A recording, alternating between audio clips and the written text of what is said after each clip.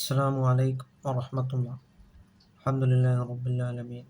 വസ്സലാത്തു വസ്സലാമു അലാ അശ്റഫിൽ മുർസലീൻ വഅലാ ആലിഹി വസഹ്ബിഹി വസല്ലം.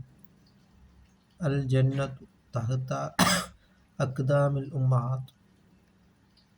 മാതാപിതാക്കളുടെ കാൽപാദത്തിന് താഴെയാണ് സ്വർഗമെന്നാണ്. അതായത് അവരുടെ തൃപ്തിയിലാണ് സ്വർഗമെന്നാണ്. അതുകൊണ്ട് നാം മാതാപിതാക്കളോട് നല്ല രീതിയിൽ നാം പെരുമാറുക. അതുകൊണ്ട് നാം അള്ളാഹുവിനെയും റസൂൽ സല്ലല്ലാഹു അലൈഹി വസല്ലം തങ്ങളെ അനുസരിക്കുകയും മാതാപിതാക്കളോടും ഗുരുനാഥന്മാരോടും നല്ല രീതിയിൽ നാം പെരുമാറുകയും ചെയ്യുക.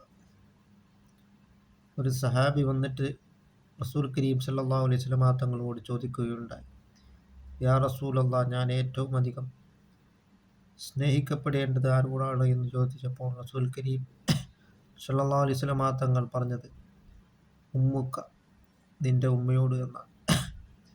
അങ്ങനെ 3 പ്രാവശ്യവും ഇങ്ങനെ തന്നെ പറഞ്ഞു. 4-മതാണ് പിതാവെന്ന് പറഞ്ഞത്.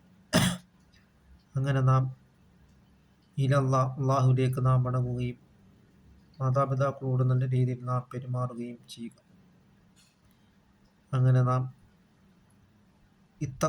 അള്ളാഹുവിനെ നാം തഖ്വ ചെയ്ത് നാം ജീവിക്കുവാനും ഓരോ സെക്കൻഡ് സമയവും ഇലൽ ഖബറിലേക്കുള്ളതാണ് എന്ന് നാം മനസ്സിലാക്കിക്കൊണ്ട്, അതുകൊണ്ടാണ് സയ്യിദുനാ റസൂൽ കരീം സല്ലല്ലാഹു അലൈഹി വസല്ലം തങ്ങൾ പറഞ്ഞിട്ടുള്ളത്, അഅ്മാറ ഉമ്മത്തി മാ ബൈന 60 വ 70.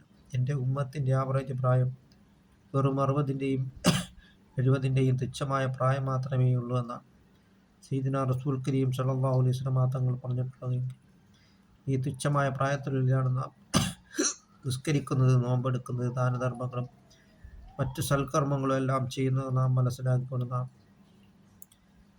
അള്ളാഹുവിലേക്ക് നാം മടങ്ങും. അള്ളാഹു തആല നമുക്ക് നാഫിയായ ഇൽമിനെ അള്ളാഹു തആല പ്രദാനം ചെയ്യുകയും ചെയ്യുമാറാകട്ടെ.